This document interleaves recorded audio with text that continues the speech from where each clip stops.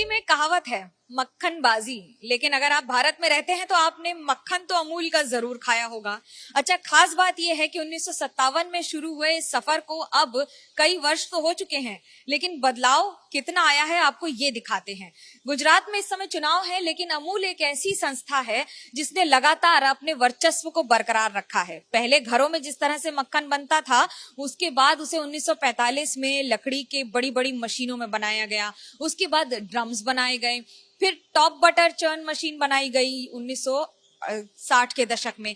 हालांकि इन सब की प्रक्रिया में जब से 57 से बटर का बनना शुरू हुआ है इस प्लांट में, उसके बाद से तस्वीरों में बदलाव ये आया है कि अब कंटिन्यूअस बटर मैन्युफैक्चरिंग मशीन्स बन गई हैं। 1980 के दशक से लेकर अब तक लगातार इस अपडेट को कैसे देखा जाता है, अब आपको वो दिखाते हैं।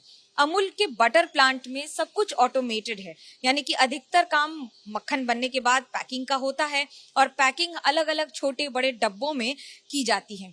इस पूरे ऑटोमेटेड प्रोसेस के साथ इस ही तस्वीर को तो आप पहचानते ही हैं, और इस तस्वीर को दर्ज कर दिया गया है अब Guinness book of world record में एज लॉन्गेस्ट सर्विंग कैंपेन, और सेम कैंपेन इतने वर्षों इतने दशकों से।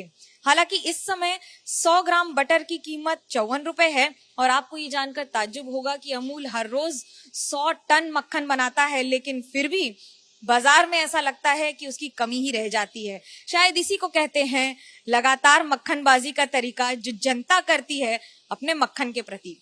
कैमरा पर्सन सूरज पांडे के साथ मनोज्ञा लोईवाल, आनंद, गुजरात, एबीपी न्यूज।